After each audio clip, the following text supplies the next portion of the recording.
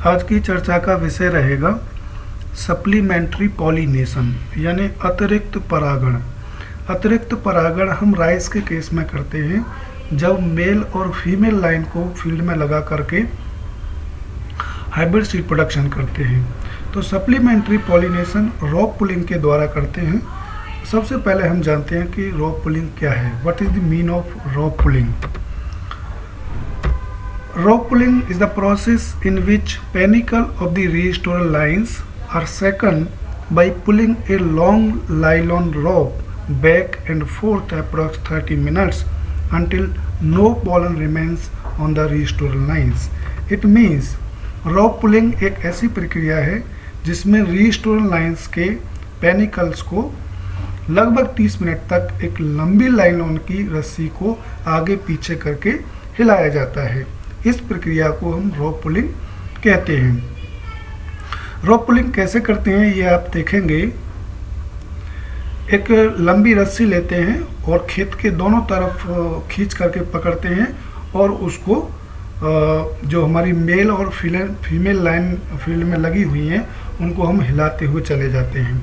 एक टाइम हम राइट से लेफ्ट की तरफ हिलाते हुए चले जाएंगे और दूसरी बार जब आएंगे तो राइट से लेफ्ट की ओर हम जो घुमाते हुए चले जाएंगे। इस प्रकार से जो देख रहे हैं आप, इस प्रकार से हिलाते हुए हम दोनों तरफ से चले जाएंगे ताकि पॉलिनेशन को बढ़ावा मिले। जो अतिरिक्त पॉलिनेशन है वो हो जाएगा इसमें, ताकि सीड सेटिंग अच्छे से होगी और हाइब्रिड सीड हमारा अच्छा बनेगा।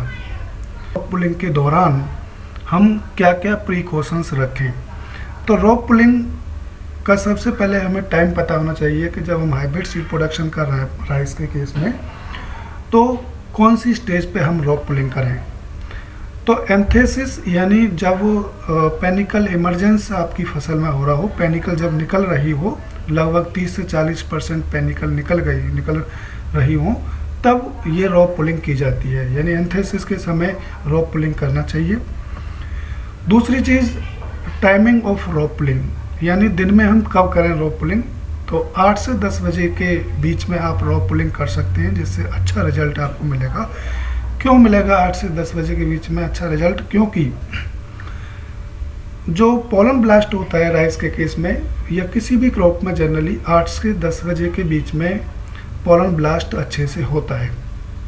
तो आप 8 से 10 बजे के बीच में रॉक पुलिंग कर सकते हैं।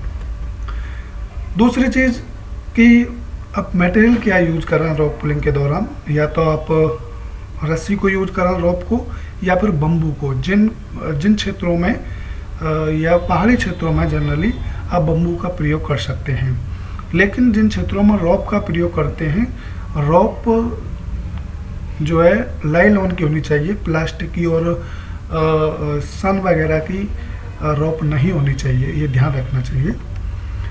दूसरी चीज़, रॉप का जो मोटाई है वो भी एक डिफाइंड होना चाहिए, यानी 5 mm डायमीटर की, यानी 5 mm मोटी रस्सी, इससे ज़्यादा मोटी रस्सी नहीं होनी चाहिए, लगभग 5 mm की ही होनी चाहिए। दूसरी चीज़, रॉक पुलिंग करते समय दोनों साइड में करें, यानी बैक साइड और फोर्थ साइड, यानी एक बार राइट से लेफ्ट जाएं और दूसरी बार में लेफ्ट से राइट आएँ, यानी दोनों तरफ रॉक पुलिंग करना चाहिए। रॉक पुलिंग के समय ये ध्यान रखना चाहिए हमें कि पेनिकल को कोई भी हानि ना हो। ऐसा ना हो कि इतनी ज़ोर से रॉक पुलिंग करें कि हमारी पेनिकल ही टूट जाए। जब पेनिकल टूट जाएगी तो राइस के केस में बहुत ज़्यादा नुकसान हमें सीड प्रोडक्शन के दौरान हो सकता है।